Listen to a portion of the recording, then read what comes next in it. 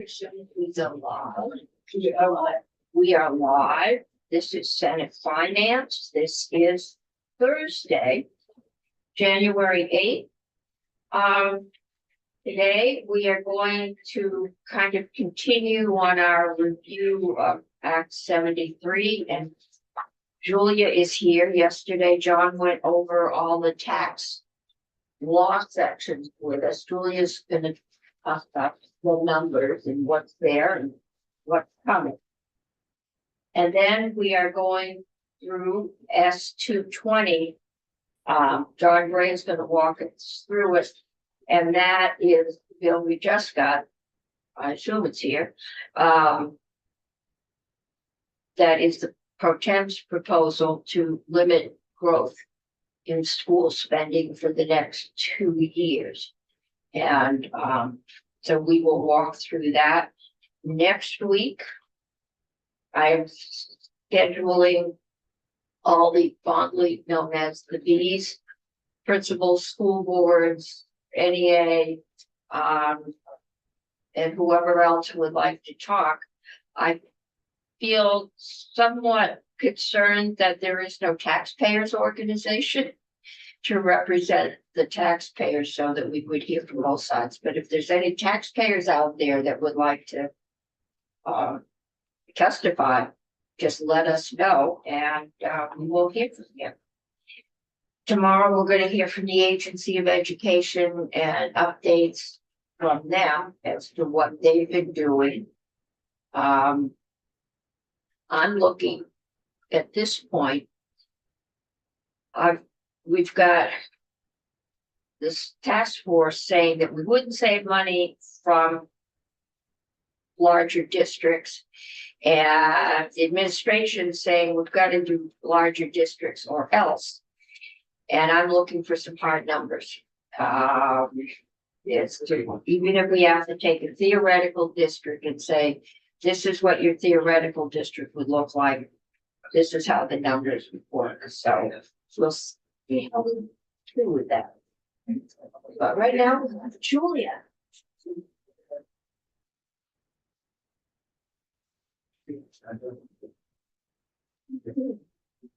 Oh no. How did she have to present She's in the the task force? task force with Room 11. Oh, yeah. Okay. She's doing the presentation of the task force. She did tell me that. I think houses. They're added words and They're doing a joint committee action. Joint, So, super. like education teams. Yeah. They told me they were doing that, or maybe it was at noon. Because the task force was one I wanted to do jointly. That would be a good idea. They are doing the non-residential, non-homestead residential bill next Tuesday. And I told Cheryl to just tell them we'll be joining them. If we can't get Room 11, we will do Zoom here. We're zooming. We're Zooming. zooming. No. We're zooming.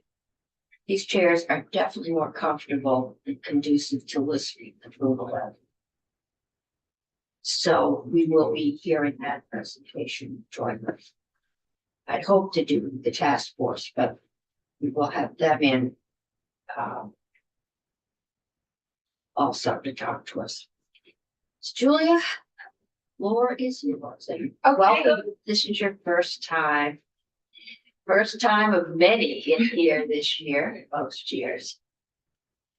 Thank you. Yeah, great to see you all again. I'm Julia Richter, Joint Fiscal Office. I have been asked to come in today and do a review of Act 73. I know that you had a council in walking through Act 73 yesterday. So a lot of this should look familiar. And this is more of a general understanding of Act 73, specifically the finance pieces. I'm assuming you'd like me to go ahead and share my screen. Yes. Great. That's helpful if anyone else is watching at home, they can see what we're talking about. Right.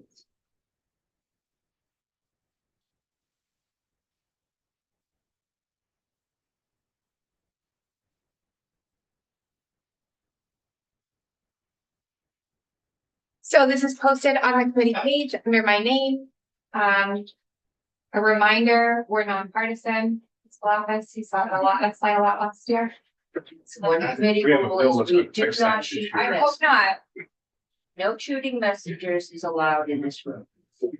Shooting messenger? Shooting. No. We do not shoot. Oh, you, messengers. it's not allowed. Okay, thank you. Discouraged.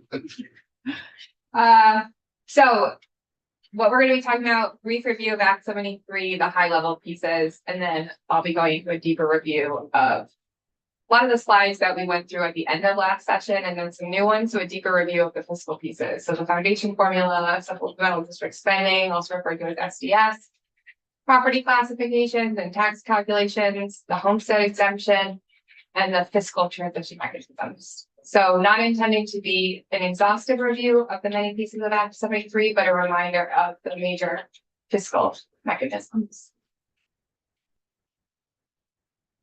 So brief review. This should feel familiar from yesterday. I know Beth and John and Kirby were in here. There were a number of education quality and governance changes in the Act with varying effective dates, some contingent, some not. Some of those were class size minimums, creating a structure for the state aid for school construction program, but did not include a funding source. Narrowing the criteria for independent schools that may receive tuition, changing the appointing authority for a couple of state board members, and appropriating funds to AOE to support ed transformation and establish some new positions. And then moving on to the funding changes, and these are the ones that I'll walk through in more detail. So contingently effective in FY 2029, contingent on receiving the cost function report as well as the implementation of new school districts. Foundation formula is created with a base amount that's adjusted annually for inflation. Schools and students with additional needs or circumstances receive additional funding, and that this completely replaces Vermont's existing education funding system. Also allows for supplemental district spending, SDS, where districts can choose to put to voters to spend above the foundation formula, above the education opportunity payment. And if voters approve it, then that will result in a local tax rate to raise the SDS. Special education funding is changed from a census block grant model to a weighted funding model, and there's a transition mechanism included to phase in the education opportunity payments. We'll walk through each of these in more detail. Also contingently effective, July 1, 2028, are the education tax changes. So this is that homestead exemption, the capped homestead exemption that replaces the current law property tax credit. We know that the parameters are adjusted for inflation, and that it's forecasted to lower tax bills of Vermont households with lower household incomes. We'll walk through that modeling briefly again. It establishes the new property tax classification, and it implements a transition mechanism to phase in the education tax changes. It also created regional assessment districts for reappraisals across the state, but that piece is not contingent like the other funding pieces.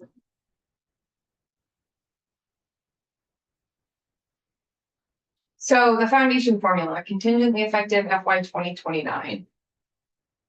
So this is a brief review of how the education opportunity payment, that foundation formula amount, is going out to school districts. So in general, a foundation formula takes the base, multiplies it by the weighted pupil count. That results in the foundation formula payment, which actually retitled the education opportunity payment. The established foundation formula in Act 73 set a base of $15,033 per student. And then included weights for certain weighting categories to be applied against the base. So the weights and the base were based off of the memo from Drs. Colby and Baker from April. And these are all of the weights that are included in the foundation formula. So there's pre-K weight, which was the one weight that was not included in the Drs. Colby and Baker memo. And that is a holdover from pre-Act 127. And then we have the tiered English learner weights. So you'll recall, dependent on the level of English proficiency of a student, they will get a different weight. So the highest or the lowest proficiency will receive the highest weight. There are the special education or child with a disability weights. The categories refer to different special education needs. And lastly, there's the student from economically disadvantaged background weight. This may be too much detail, but just tell me. So on the category A, B, C, is if the student is identified with a disability or if the student receives service? Are they on an IEP or do you have to be on IEP to qualify, or can you be an IEP or a 504? I don't know. Okay. I do know that this is based off of disability and not based off of service. Okay, So that would indicate maybe 504 too. Okay. So we, JFO, are under contract right now for extensive review of the foundation formula we're working to get under contract with a consultant, and part of the scope of work Okay. is to examine changing from this current way of weighting special education to reliance on services. Okay. Okay. I'll be interested. They would be wildly different in the amount of money required to fund that. And okay.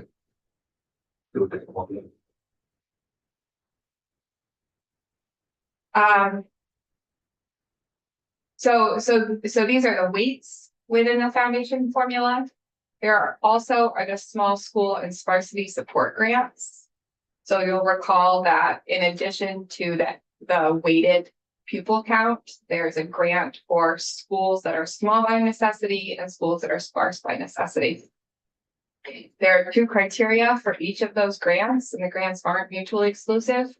So the small schools grant is for the average enrollment for 2 years to be fewer than 100 pupils and to be considered small by necessity. And the State Board of Ed was required to suggest or recommend the definition of that, and they have published a report that's linked here and includes AOE in that work. Has a report come in? It has, yep. This link here will take you to the report. So State Board of Ed outlines a number of considerations and includes that the agency should be responsible for the ultimate determination. Okay, so we might let them know that they can talk about that tomorrow. Okay. For our schools report. And this report came from the State Board of Education, not from the Agency of Not Education, the agency. but included a directive for the agency to support in the determination of smaller sparse by necessity. Okay, so we will need someone from the state board. Yeah. to talk to us. All right, so we don't have to have. So both in addition to the base amount, that 1533, that's increased by inflation annually, so too are the grant amounts for the small school support grant and sparse school support grant. Act 73 also created contingency effective supplemental district spending. This is that if school districts have the option to ask voters to approve supplemental district spending or SDS above the education opportunity payment and other categorical aid. So essentially upon approval, so a school district decides it wants to spend up to 5% of its long-term membership multiplied by the base amount, put that to a vote of voters. If voters approve it, then the school district needs to raise that amount and the supplemental district spending tax. The supplemental district spending is raised through that local property tax, which would be equalized across the state. That tax would be applied to homestead and non-homestead property. And you'll recall you all did a lot of work in this room talking about the supplemental district spending tax and what to base it against. So the way that it works is essentially we will look at all school districts across the state and their grand list value per pupil. And the school district with the lowest grand list value per pupil, we see what it can raise on a certain tax rate. And every other district can only keep the amount that lowest wealth district can raise on the tax rate.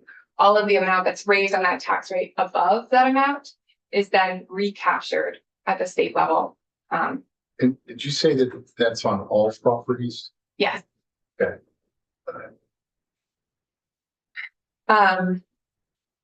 So that those funds that a district has raised on its supplemental district spending tax rate, but it do not equal its supplemental district spending, are recaptured and flow into the supplemental district spending reserve, which will then be used in the following year to decrease the overall property taxes.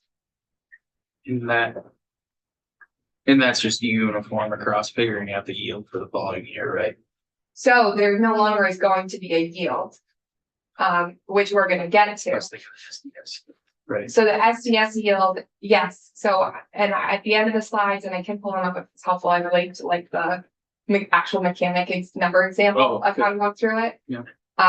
The yield, the SDS yield is linked to the grand list value per pupil of the lowest value district. So that's what the SDS yield is referring to. This bit here with the reserve flowing through to lower the uniform tax rate. You'll recall, and we'll talk about this in a minute, that essentially there's going to be one tax rate that is then adjusted by different factors. Yeah.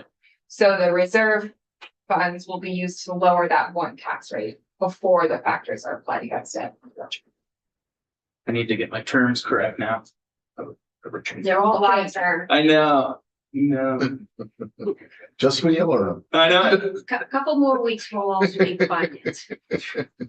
Oh, I mean, one of the reasons we're doing this multiple times is there's a lot. I appreciate it. So do you want me to talk more about SDS or are we good on that? And this is to make it compliant with regulation. Yeah, same rate for the same money. Okay, moving on. So Act 73 also contingently effective, same day. Implemented changes to property classifications and the calculation of property taxes. So we know that prior to Act 73, there's two classifications of property, homestead and non-homestead. Homestead being the principal dwelling and all surrounding acreage, non-homestead, literally all other property that is subject to property tax. Act 73 split the non-homestead classification. So it maintains the homestead, which is consistent with the current definition of principal dwelling and surrounding acreage, and split non-homestead to be non-homestead residential, which we can think of as second homes, Airbnbs, and then non-homestead non-residential, which is all other property that's subject to a property tax.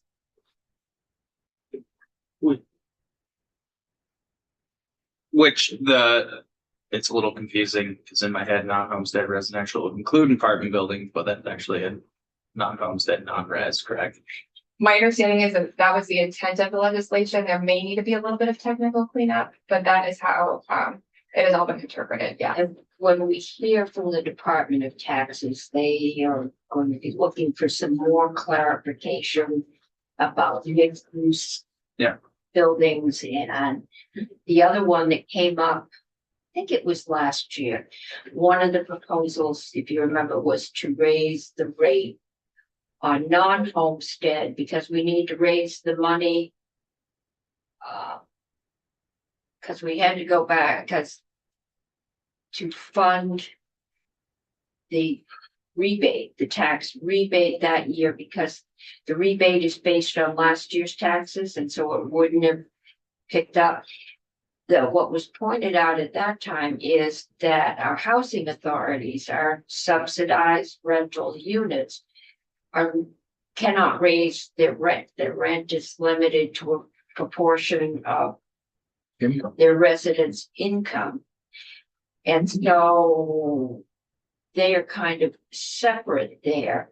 And I don't know if there's anything we can do about that, but they are different than a for-profit residential unit in which the landlord can pass on the cost to the tenants. They are limited and they really don't have much of another source of revenue except us. So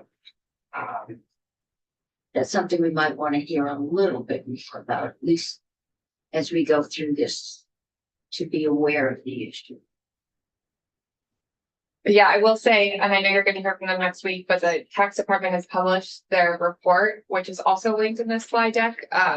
Their property tax classifications report, which talks about a lot of this in detail and post next steps.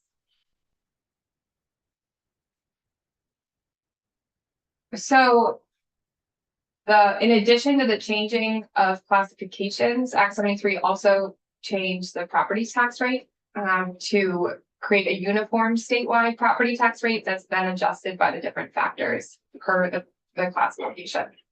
So we know that currently homestead is subject to that locally adjusted homestead tax rate based off of the district's per pupil spending divided by the statewide yield. And that the non-homestead rate is, or the equalized non-homestead rate is uniform across the state. Act 73 changes this to create a single uniform statewide rate, which is then multiplied by those statutory factors per the classifications. Act 73, as it passed, each of those property classifications has a factor of 1, meaning that if nothing else happens and everything comes into place, all properties, regardless of classifications, will have a uniform rate, an equalized uniform rate. So in order to have varied rates for different property classifications, additional legislation will need to be passed. Part of Act 73 required the tax department to solve 4 different factors that could be used for certain goals. And so those are also included in the report that we're just mentioning. Part 2 of the report talks about various factors, one of which would pay for the homestead exemption.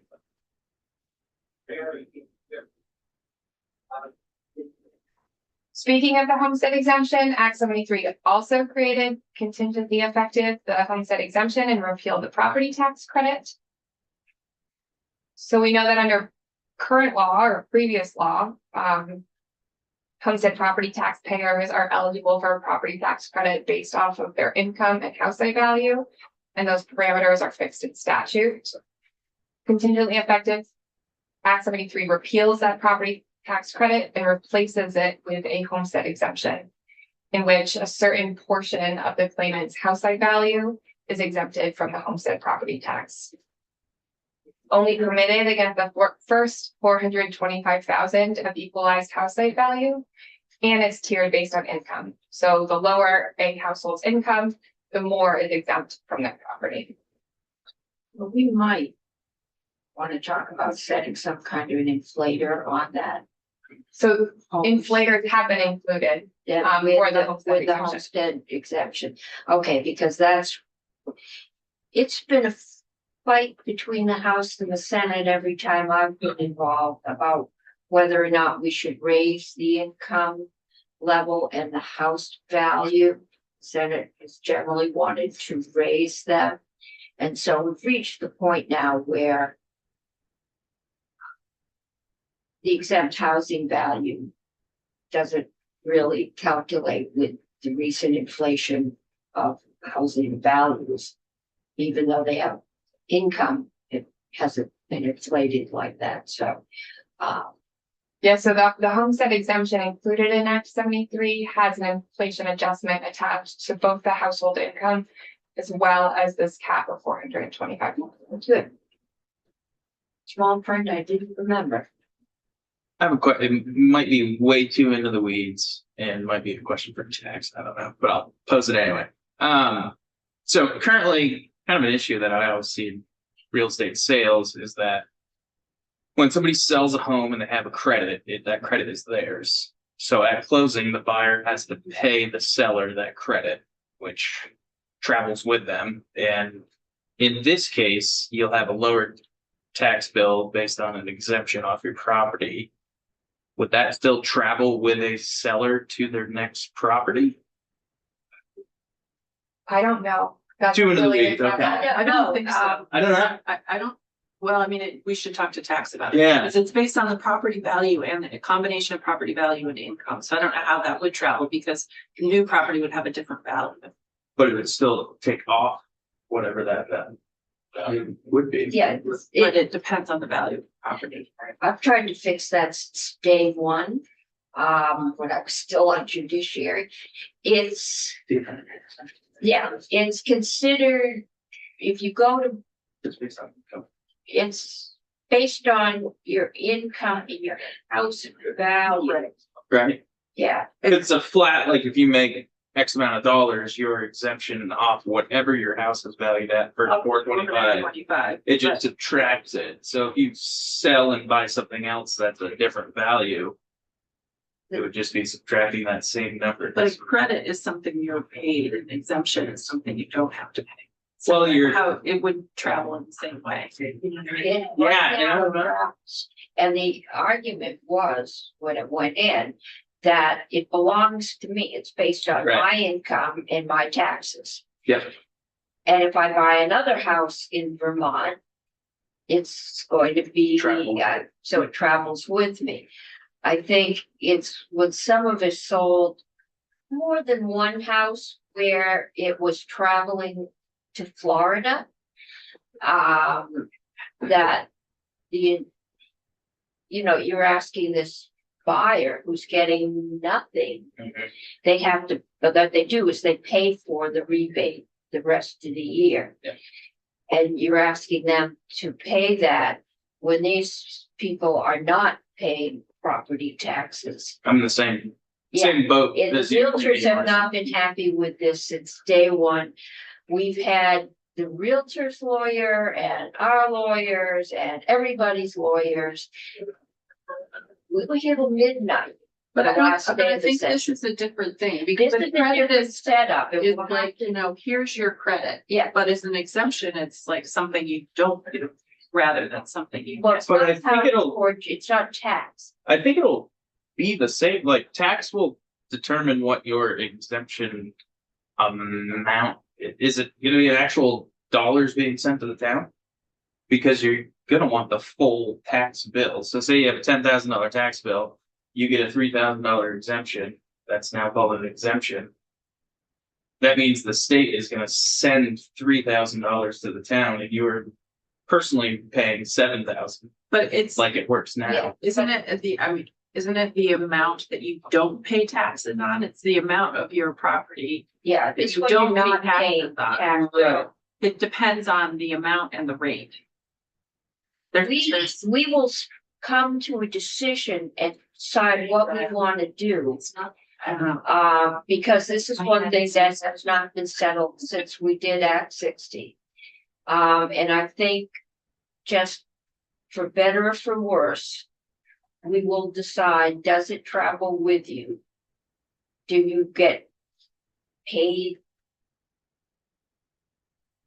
back? I mean, yeah, I guess. and also first we'll figure out how it works. Yeah, I was just gonna say, probably, Yeah, and Two then to the we'll weeds, figure sorry. out what uh, we want to do when in the instant that the property, because the value will be a lot higher. Nice. Yeah, John Gray, opposite legislative council. I think the answer to your question starts on page 110 of Act 73. So if you end up taking a look at section 32 VSA, section 6063, the actual text that's relevant is starting at the top of page 111. So talking about, this is the section that previously described the transfer of the credit. And what you see here is at the top of page 111, any homestead property tax exemption related to that residence based on the transfer roar, so the seller's household income shall cease to be in effect upon the transfer, and a transferee who is eligible to declare the resident of the homestead, but for the requirements to own it on April 1, would be eligible to apply for that exemption, even though they received the home after April 1. That makes sense. So Okay. their income could qualify them for the income sensitivity measures, even though they got the house after. But the transferor would lose the benefit of the homestead exemption on that property, right? Because they, but if they buy another house, They buy or another. not, then they can reappeal Yeah, and they Yeah, don't, quite there. yeah, because it's not an actual, a credit is a thing you get, an exemption is a thing. Yeah. you That don't. all makes sense. yeah. And the So- value of the house is likely to change, Thank you, at John. least right now. It could go up, it could go down. Yes. make them say. Or a person could be upsizing or downsizing. Yeah. when they purchase the next home. I think the one other piece that's helpful to add to the conversation, and I know that we've been talking about this, but the exemption decreases the liability, so it is a change in just the general mechanics side. So will it, in that sense, will it? If you didn't have an exemption, you had a $10,000 bill. Without an exemption, but then you have a $3,000 exemption, so you have a $7,000 bill. Does the state send $3,000 to the town? It's an actual decrease in the, Oh, in the house okay. I type was value thinking on totally which, different. so it's unlike the previous where you pay the full bill and Yeah. receive a credit. Yeah. You literally pay less in taxes. Yes. You don't pay taxes. Well, you on don't pay the first- full bill rate.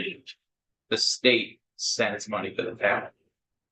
So It's your credit. if you have a credit, you pay the net number. Well, the goal of Person. this, I was told, was to raise. The goal of the second homes tax, I believe it's in the report, was to raise enough money to cover this exemption. Because right now, if your income is 30,000 and you own $150,000 house. X amount, $100,000 of that house value or whatever's in the chart, you finally remember all the zigzags. You are not paying taxes on that value, so you just are not, you're not getting a rebate, you're just not paying those taxes. Which means your town or the state. In the town, but you wouldn't be rebated on your local tax, right? The- Town. The municipal property tax credit continues to exist. if that's- Yeah. So that one is still there, but that's for people below 47, are we up to That's right. $2,000? But, so. The hope is the second homes tax will cover the cost. Of this bill, because remember last year was. You had the whole calculation about Oh, yeah. for some people, it would be cheaper. I To mean, not get income sensitivity because you raised the rates to pay the, yeah, it all I mean, got. that would solve the problem. So if you It's a could, chunk of money. yeah, if you could raise enough Yeah. money on the second homes tax to cover the exemption. Then it should lower the rates Why? a lot. Yeah. But until all the listers do all the relisting, I think they'll tell us, we can't really tell you how much you will make. But that gives you a goal as to how much you want to adjust that 1%. If you go to 1.1 or 1.5 or 2, it will depend on how much money you want to raise and how much you probably can raise without there being significant backlash. Assuming this is second home. Assuming. Yes. That's always assumed. Okay. So we fixed 2 problems. Great. Still your thunder there, you're on the roll, sorry. Oh, Keep going. never apologize. First of all, I love the weeds. And second of all, if there's a weedy question that I can't answer, I think it's an interesting question. No apologies I think necessary. part of the problem is this committee never went over a lot of this particular bill. The bill that was presented in here was not the same as the bill that ended up being presented on the floor. So we have, and even then, it didn't come over until like 2, I think. All told, we had it for 5 days and 3 of those days were on the floor till 3:30. So we really didn't have a lot of time with this bill or any bill. I told people that will not happen this year. It is crossover or nothing. We'll see. Okay. Get a bumper sticker made to that effect. There you go. Or not. Crossover or nothing. I So- can do it if the governor can do it, right? To your point, about committee work, that's a great segue into the homestead exemption. The homestead exemption that was included in Act 73 is quite reflective of the work that was done in this committee. We did do a lot of work in here. So what we're looking at here is the homestead exemption structure in this table where you've got your household income brackets.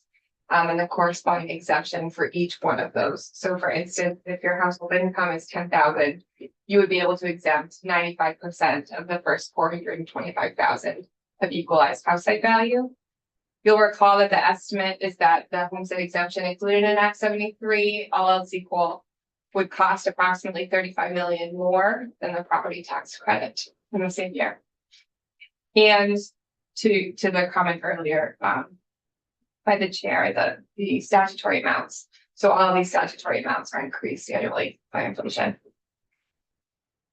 This is that visual structure of the homestead exemption that was included in Act 73. So we see this step down dark green line to represent the exemption percentage, and that corresponds with the left-hand y-axis. Got household income on the X, and then the right-hand y-axis corresponds to the maximum exemption, and you see that regardless of household income, all households can exempt the first 425,000 of their house site value. Not the first 420, but a percentage against the first. I was gonna say, No, that sounded too good to be true. so I included this slide because I am including a couple of the big tables that we looked at last year, but you'll recall that this modeling is very complex and requires a number of assumptions. So some of those big ones is we used FY25 data, we applied the property tax credit in the same year and ignored the lag. We projected income and held everything equal. This was that table that we looked at with the estimated number of filer groups used in the homestead exemption modeling. So of course, we only did the modeling up to households with 115,000 of household income because that was the only data available.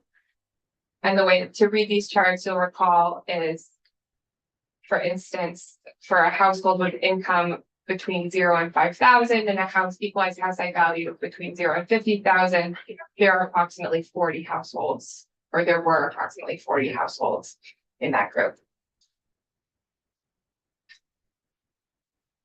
This was the table that we looked at that showed the estimated average net education property tax liability for those same groups. So generally, on average, what were those groups estimated to pay after taking into account the property tax credit being applied in the same year? So for instance, the same household group would be estimated to pay 0, nothing.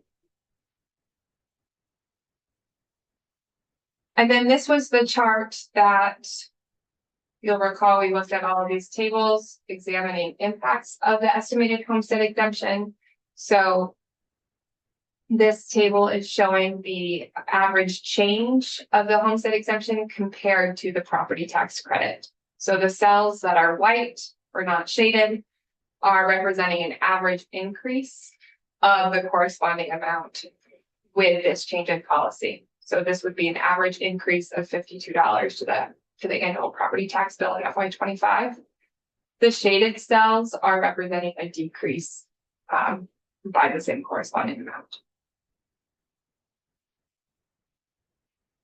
This is the balloon we were trying to move around, right? Yes. There's a We report. move, and Yeah. remember those games where you had like 12 squares and one was empty and you had to move them around? That's what we did with this. I'm surprised that's the one we landed on, but we did, I don't know how many different versions of this, and I wouldn't be surprised if we did a different one before we were finished. One of the big nuances about the balloon that we spoke about a lot last year was because this is being compared against the current system, there were certain cliffs against which the balloon was going to be popping around, right? So we had that household income threshold of 90,000 of household income in current law for the property tax credit. where the amount of house site value that can be used drops from 400,000 to the 225. So because there are already those artificial parameter, not artificial, but there are those parameters set in statute against which we're applying the modeling against, there naturally are not going to be all of the shapes that you would expect if it were to be compared to a blank slate. Yeah, it's compared to what you paint now. Exactly. Yeah. And this again is on last year's, not, Yeah, this is last year's modeling.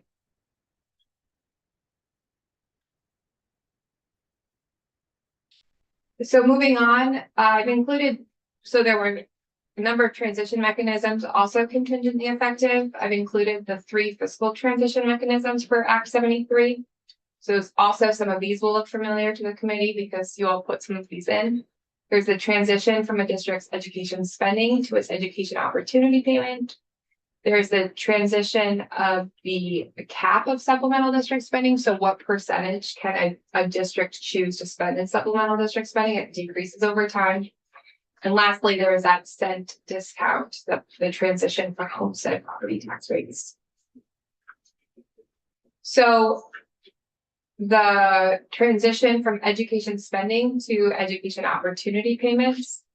This is essentially calculated by looking at the difference between what was a district's education spending inflation adjusted, what are they getting for their EOP, and then slowly phasing them into their EOP, either up or down. And this is done by calculating the education opportunity payment transition gap.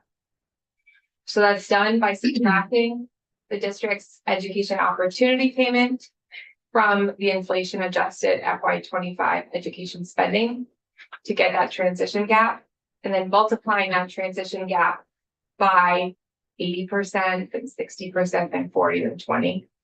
And adding that the education opportunity payment or subtracting it, right? It could be either a phase up or a phase down.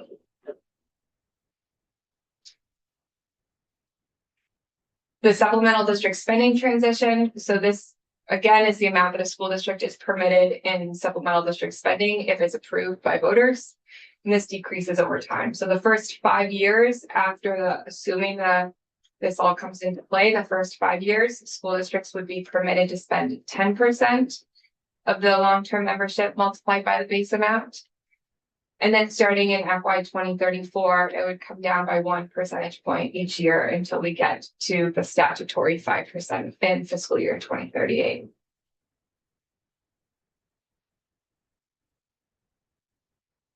Finally, there's the homestead property tax rate transition. This is also calculating a transition gap, so similar mechanism to the EOP transition.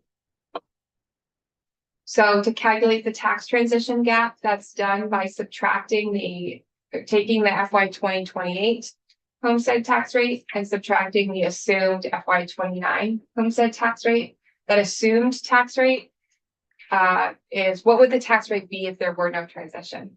So first it's sort of calculating the FY 29 tax rate if there were no transition, using that for calculating the tax transition gap, and then recalculating the tax rates based off of that transition gap.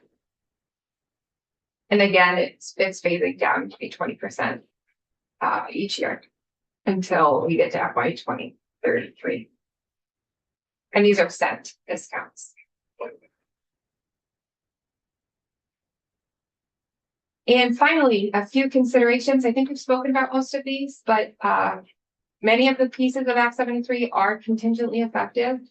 All of the ones we spoke about in detail are contingently effective on outstanding policy work, so school district boundaries and an updated cost function report. So for these pieces to come into effect, something needs to happen. We know that there's a lot of reports and follow-up work that have come to all of you over the off session and are coming in these days that respond to the charges in Act 73. So there's a lot of reports and work. There's also a lot of ongoing work beyond what you've gotten thus far. So there's work that's going into the out years beyond this legislative session in response to Act 73. So these are some of the topics of work in the coming years following Act 73. one of which is the report from JFO that'll be coming, next December. And that is all I have prepared. And here at the end are a few, more detailed resources are fiscal note, the deeper overview of SDS, and more information about Homestead Exemption. Okay. Okay, questions, more questions?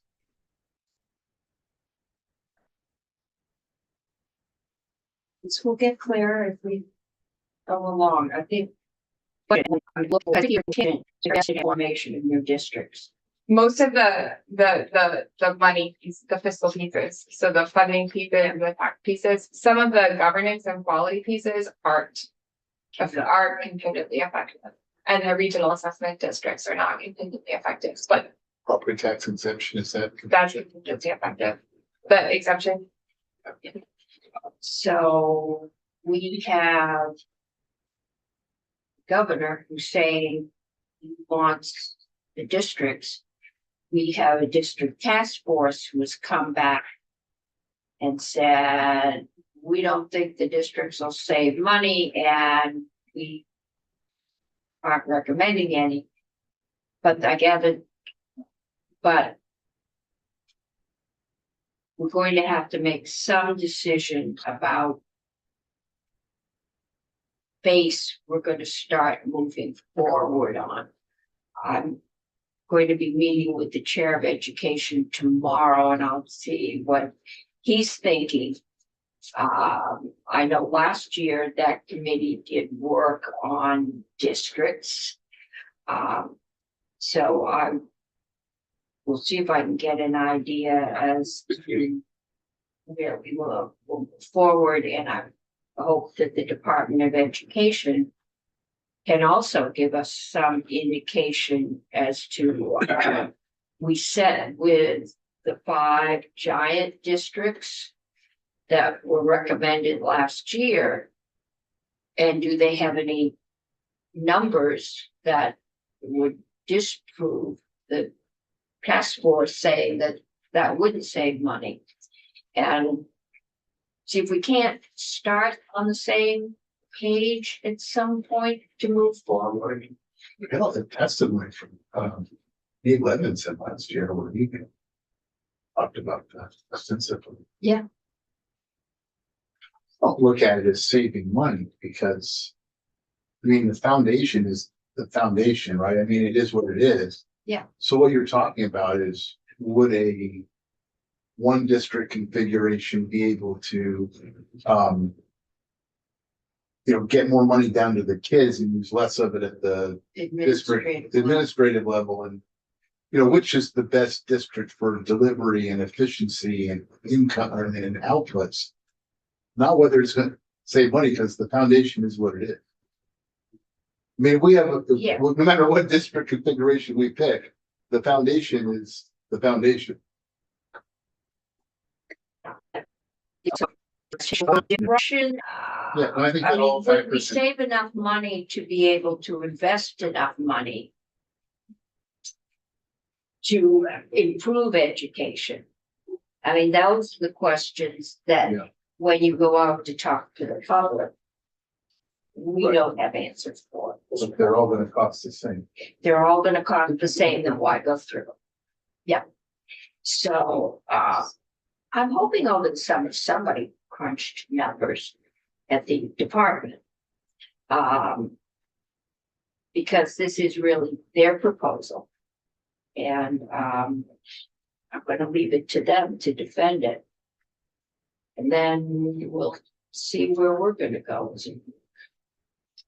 Okay, any questions for Julia?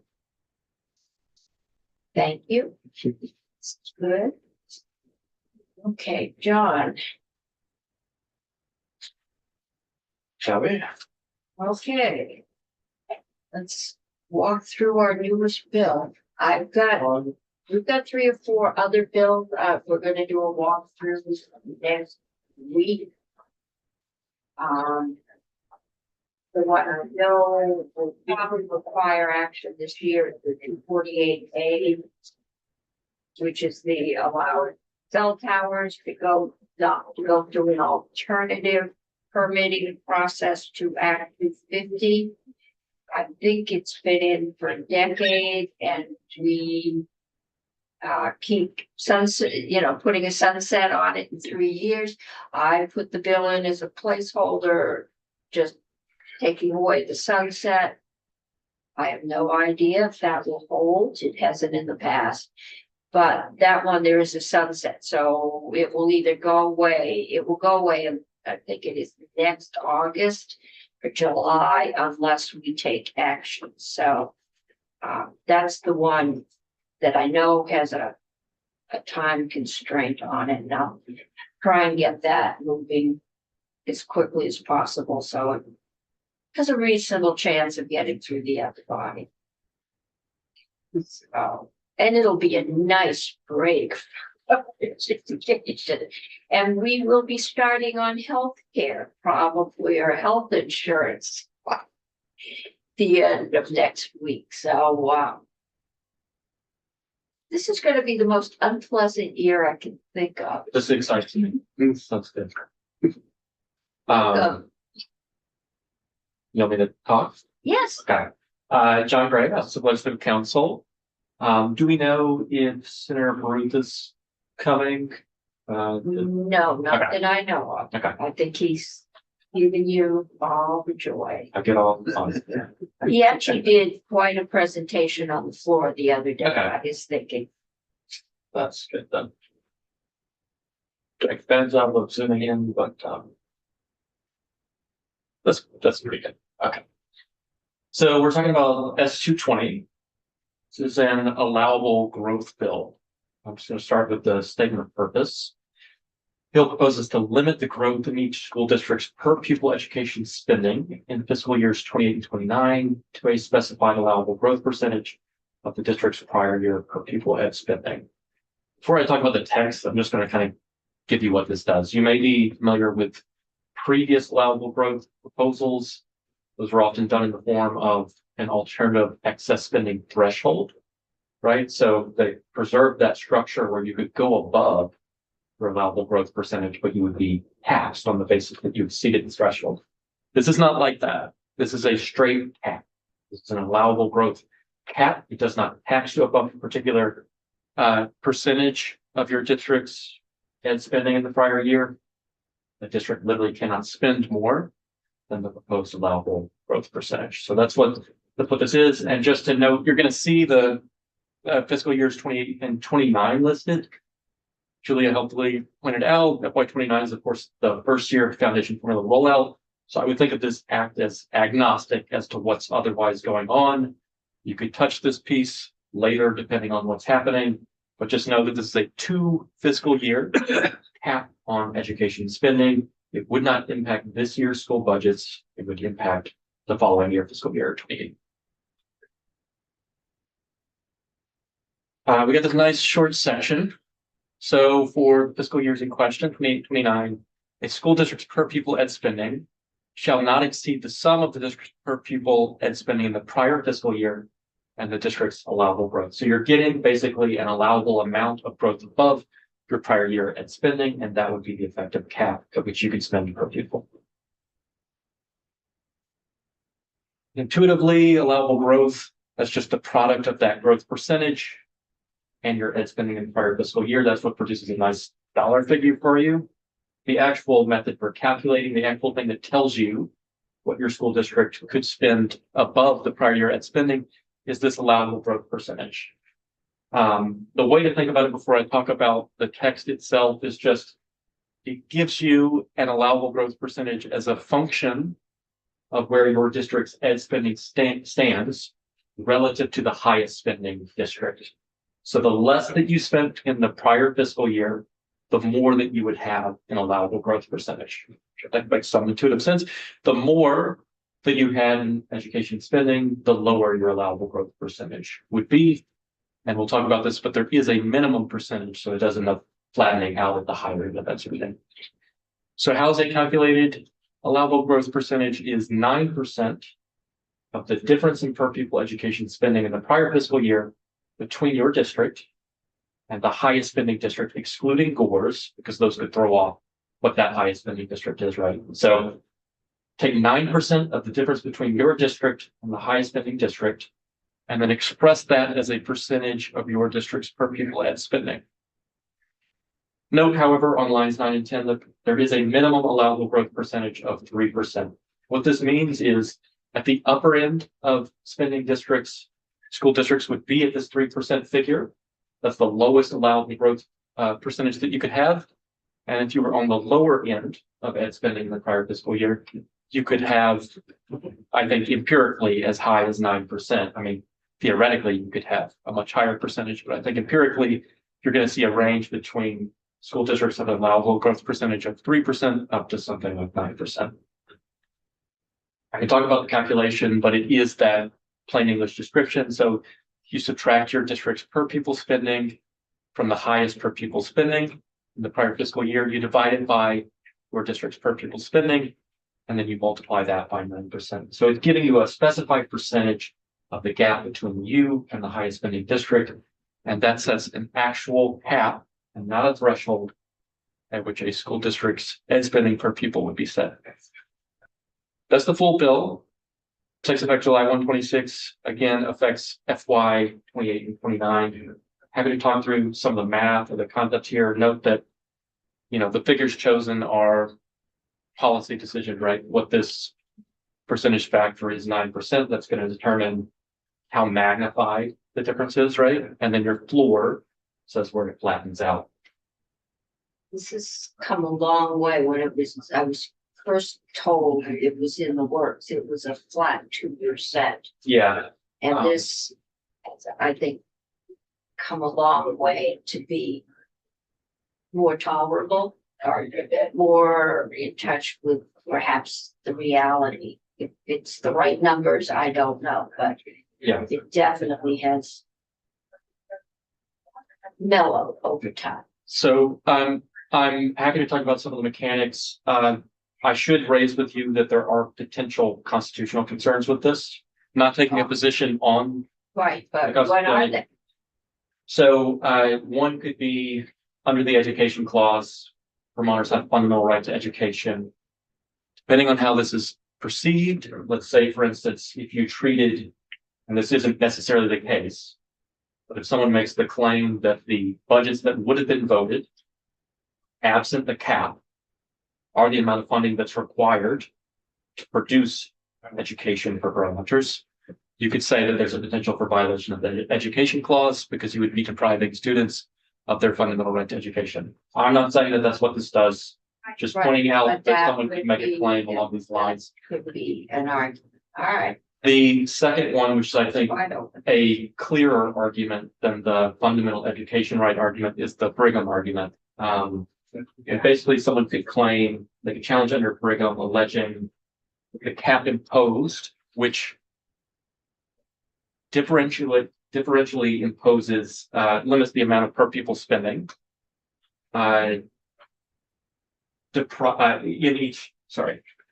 Which would differentially limit the amount of per pupil spending permissible in each school district, deprives them of substantially equal educational opportunities. And what I mean by that is just this, by imposing a cap, what you say is in this lower spending district, you can only spend up to this amount, right? Right. And in a higher spending district, they are literally allowed under law to spend more per pupil. I don't know how slam dunk the argument is. I'm not saying that it is, but that's the form an argument might take under Brigham. Something you might say opposing that argument is you can imagine other arbitrary caps in place that clearly wouldn't trigger this. So let's say that you said the lowest spending district can spend no more than $1 million per pupil, but you didn't impose such a cap on the highest spending district. Probably no one would take issue with that, even though they literally have a different ability under law, because practically nobody's spending $1 million per pupil. But this is quite different than that. The figures are lower. It's just to say, under this proposal, school districts would literally have different amounts of per pupil spending that they could pursue. Is it true that those arguments would also be further mitigated by the fact that it's temporary? I don't know. I mean, you could say in the sense that it limits the range in which people could challenge, right? Yeah. It means it limits literally the availability of the courts for those purposes. And depending on how quickly you pursue this, but if someone were to pursue injunctive relief in advance of it, right? And say that this shouldn't come into effect. Yeah, I think maybe what you're getting at, is there an emergency exception, basically, kind of thing. I would say generally not the way that constitutional rights work, but the legislature may have different, there may be some deference in this concept. And like I said, I don't know that either of those are slam dunk arguments, just things to be aware of. This is two years. 2 years. And how long would it take a lawsuit to work through the courts? Oh, that I don't know. But I just mean to say, someone still has a right to that Yeah, education, yeah. even during a 2-year period. There always is. I think we are trying to find a way to give some relief to taxpayers. And this still allows some growth. If it's the right number of growth, I don't know. But I think we will have all the relevant groups in next week, and they will give us their feedback as to what is a reasonable expectation.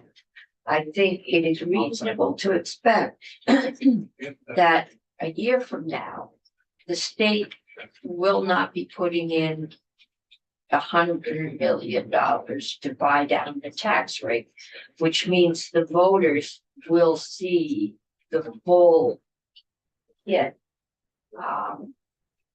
of their budgets, and that's, and it's not because we've chosen not to, it's just because our money's not coming in. This was the first year there was no surplus in the ed fund to buy down that the rates. And this is for 2 years. If determined to do a second home tax, that will take 2 years to get into effect, at which point there will be relief coming in the form of new revenue. So If the full rollout is happening, it'll be, part of this will be food in FY 29, because you wouldn't even have what you, right? And I don't want to come up with a line of question. I just had more thoughts in response to Senator Beck's earlier question. Another argument people might make, kind of from the framing that you have, is that it could be argued that it compresses the band of per pupil education spending by imposing a cap. So people will take different positions on, the constitutionality of this proposal. will anybody like it? Taxpayers probably. I don't know. Probably, they'll probably say it's not enough.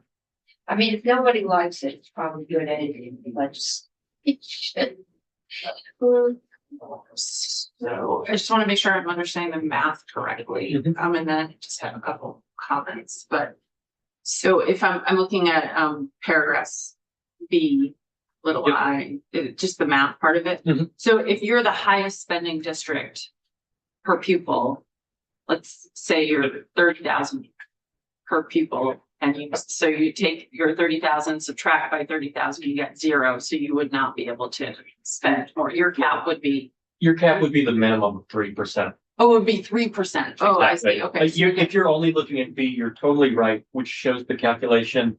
The line that you'll need to see is on lines 9 and 10, provided that the minimum allowable. I see, okay, shall be thank you, 3%. yeah. So the way I tried to set it up is 2A is, to my mind, the plain English description of what's going on. Okay, And then 2B is spelling out the math, but it's true that in 2B, I don't say, and I could add multiple. on line 20, multiply the percentage by 9%, provided that in no case shall the minimum allowable percentage be lower than 3%. I was just looking at the B. Yep. Okay, so the lowest would be 3%, Exactly. the highest would be 9%. That's an empirical question, and I think maybe Julie can speak to that. My understanding was it would be around the 9% figure. The way to think, like using a hypothetical, say that your highest spending district is 20,000 and your lowest spending was 10,000. You're half the spending, so you would end up with 100% difference, which that 100% would be multiplied by 9%. to give you a 9% allowable growth factor. So Okay. assuming that the lowest end is around half of the highest spending, that's what your maximum allowable growth factor should be. And this doesn't, there's no factoring in inflation and, you know, we've seen huge increases in healthcare costs and other costs. Is just assuming that costs are gonna be under 3%.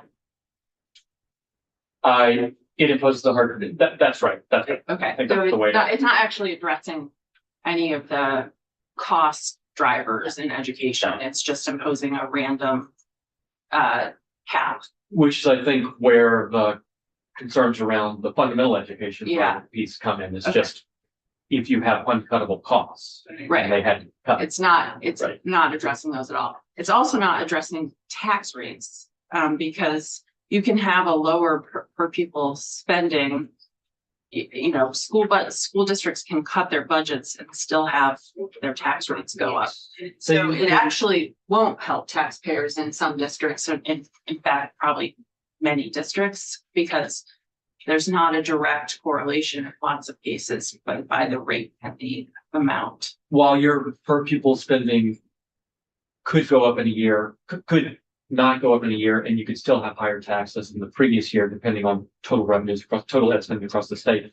In this case, if it's having an effect, it is reducing overall ed spending, meaning that it is reducing tax rates regarding to rates, if that makes sense. But it depends on the effect, right? If people choose to. And it also depends on the CLA and the impact of the CLA on the tax rates. But it is not fundamentally addressing the cost of education or necessarily leading to property tax or. No, I don't think that this is meant to. This is a stopgap for 2 years, which coincides with the time that all of this is supposed to go into effect. And The point is to reduce overall ed spending, Right. which is what the cap would do if folks operate within the constraint, or otherwise. What it depends on is that they needed a cap to operate in this particular way. If the cap has an effect, it reduces overall ed spending, which does mean you need less revenues to yeah, it's raise. growth in ed spending. We can only grow 3%. At a minimum. And So we it- will get those numbers. Exactly. If school budgets are coming out higher than your allowable growth percentage that's permitted under this, it is reducing the ed spending in that case. And that will be a good question for us to do to the Department of Education as what are the numbers this year? What are they looking like? And maybe this year they can tell us what the cost drivers are. Will the public understand this? I think this is simple enough. I don't think so. You don't think so? So you would just rather say a flat cap or no? Nothing. Well, the more complicated you make this, the more it's like the system we have now, but worse on steroids. And I don't think the public will understand this. So I can offer a different way. I mean, there's a different way to achieve a similar outcome that looks different and maybe is simpler to explain. So if you think about the equity effects of an allowable growth cap, is like we talked about at the beginning, it, permits lower spending districts a higher allowable growth percentage. This is part of what makes it difficult to explain, is that you have varying percentages based on school district. But if you had a cap that said every school district can spend no more than 1,000 per pupil more than they did in the prior year, that has a differential effect by district. If you had 9,000 per That's pupil. the simple way. Exactly. So that has a similar, it's a non-percentage way of describing a similar concept. It's maybe more intuitive to folks.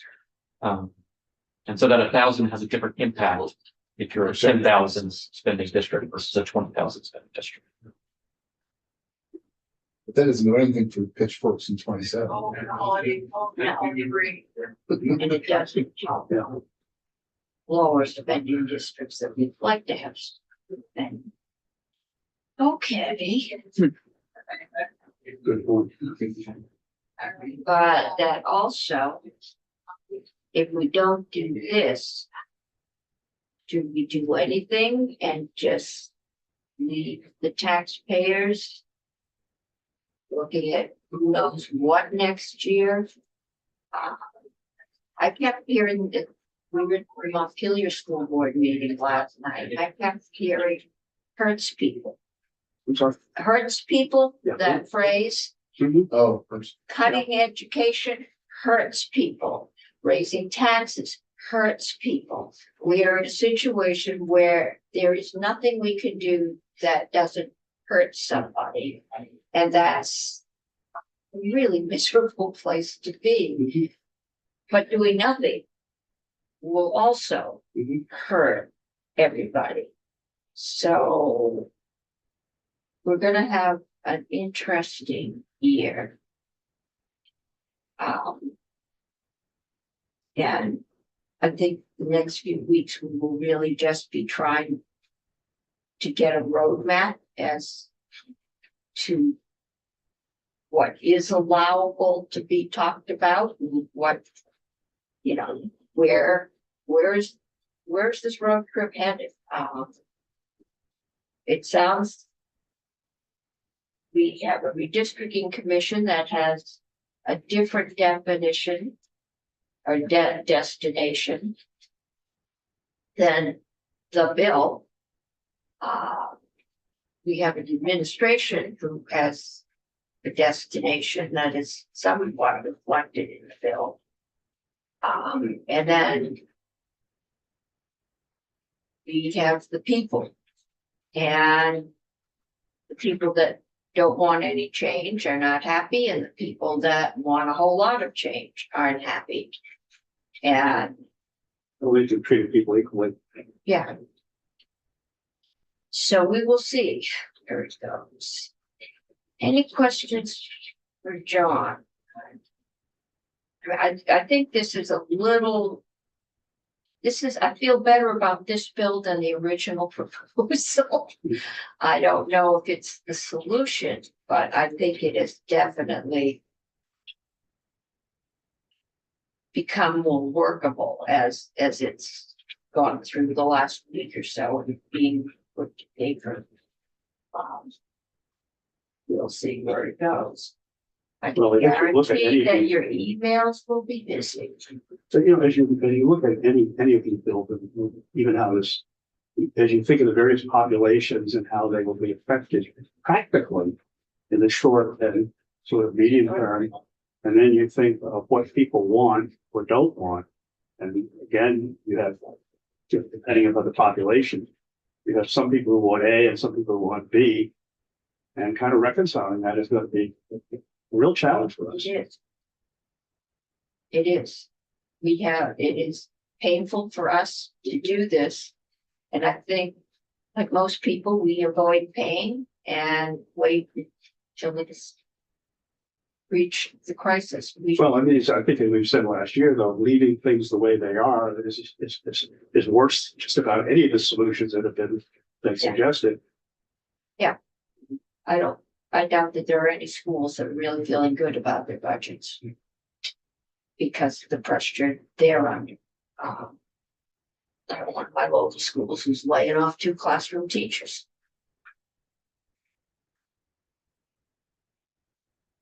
Okay.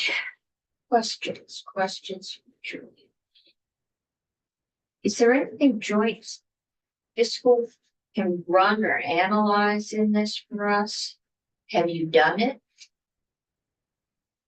Are you prepared to present it? Again, that's helpful. That one thing would be helpful. Sure. We have the words, let's think about the numbers. What I won't feel guilty about writing to the public, like 3 o'clock. Not to worry, you will work it out.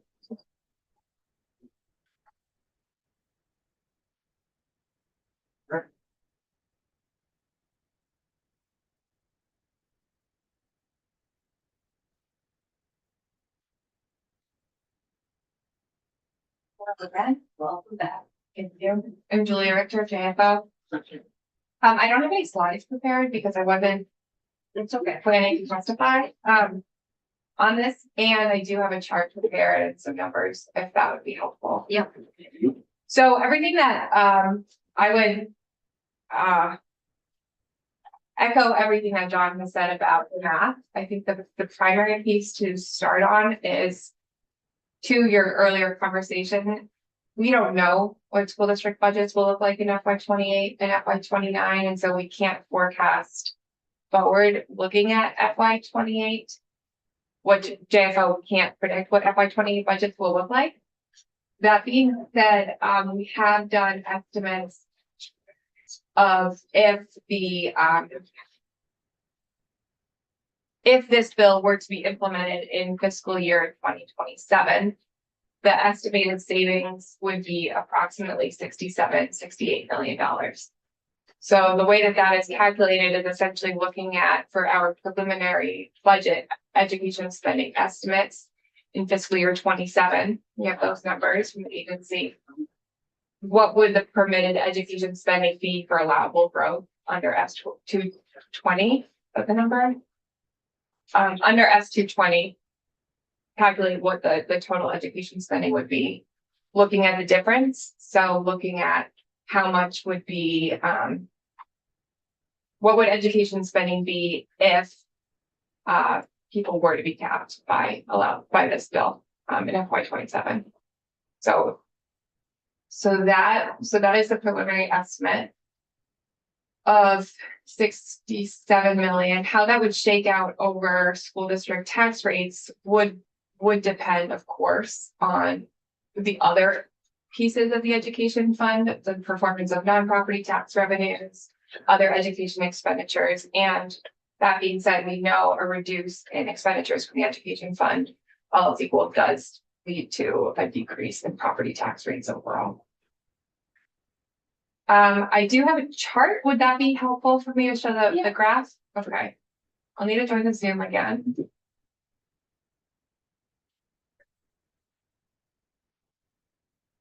And we will know a little more, I think it's next Friday. The Thursday or Friday, the board is meeting, we're getting the revenue forecast for the coming, well, between now and July, the coming 6 months.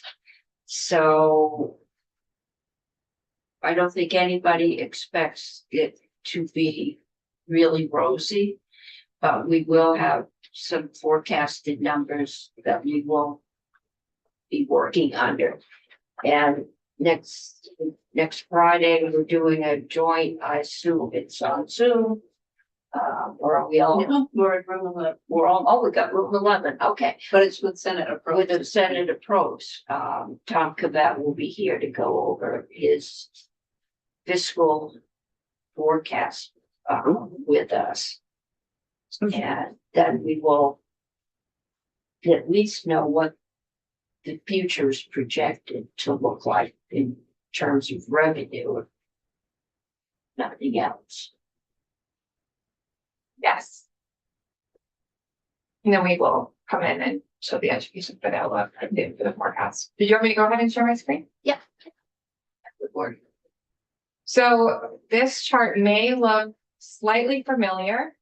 While it's different, it is similar to other allowable growth percentage charts that we've looked at in the past. So I'll walk through what we're seeing here. Each one of these blue dots represent a district.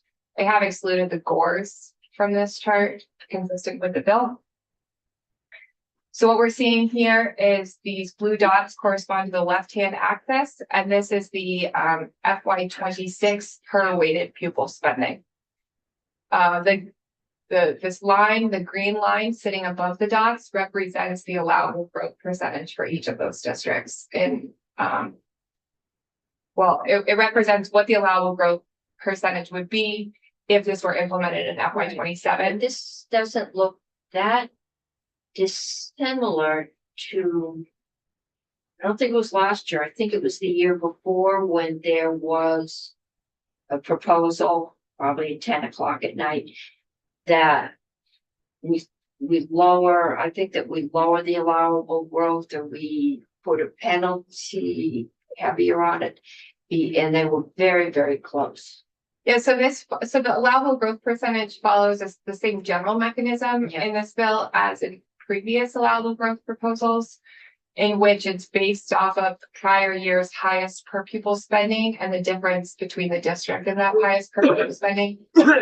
This is different because that the underlying formula of the allowable growth percentage calculation in S 220 is different than the other allowable growth percentage calculations we've looked at, because to John's point, you can see this dark purple line corresponds with the right-hand axis, and this is the allowable growth percentage of each of these districts. So you see it's the minimum of 3%.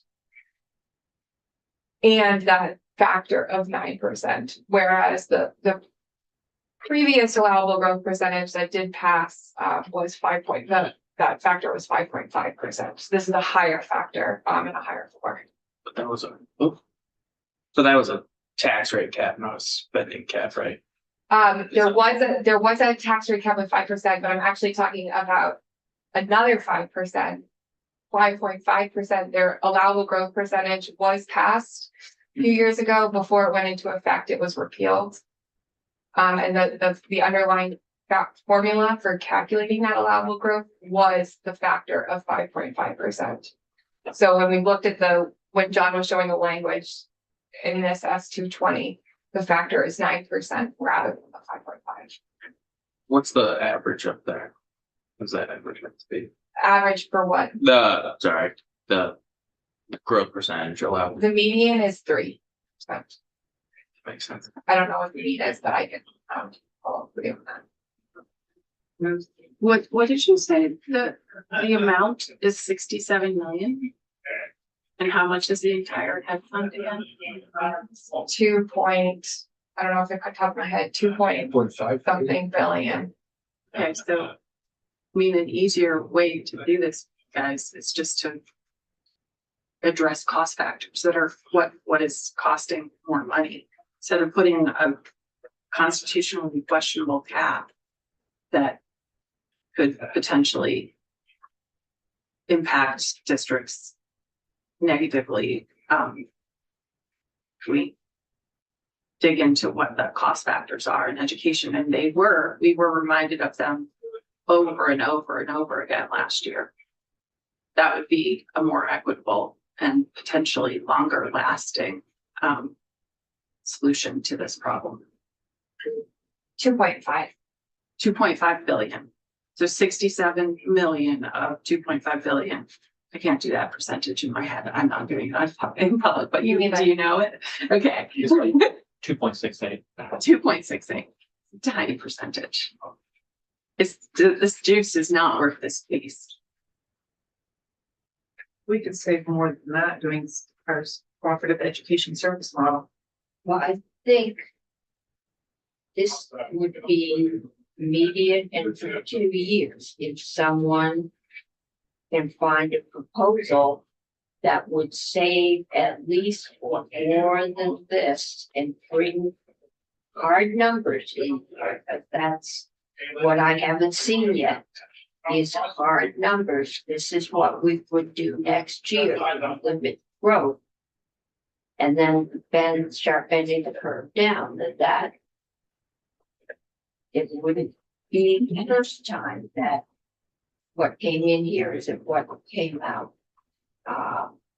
So I think this committee is going to be open to any alternative proposal. I think the problem is we've had 3 years of double-digit inflation. We've been putting $100 million a year in for general fund. That's money we haven't had for the food banks or housing, or we could be building, energy efficient apartments. We could be doing a lot of other things with $100 million, and we're not adequately funding our mental health agencies, which schools need in order to provide the mental health services. So, given the anticipated revenue forecast, I've been told we will not have $100 million, so people are going. What's already burdensome with all that buy down, people are going to have to foot the full bill next year. So the goal is to do something to limit that growth in your tax bill. Until we are scheduled to do 73 or whatever we end up replacing it with this year or modifying it to. And we also, it will take 2 years to do any kind of a tax adjustment, mostly the second homes tax, which seems to be the most obvious. If any of you don't know, the Transportation Committee would like the purchase and use tax revenue back. They also would like sales tax on automotive parts back.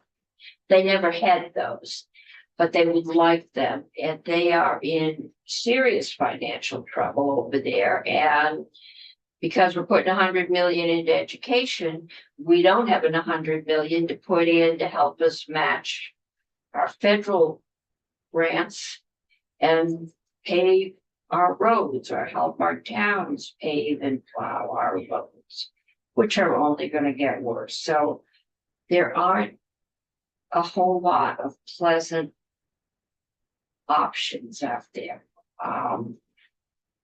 And we will be under pressure to give up revenue.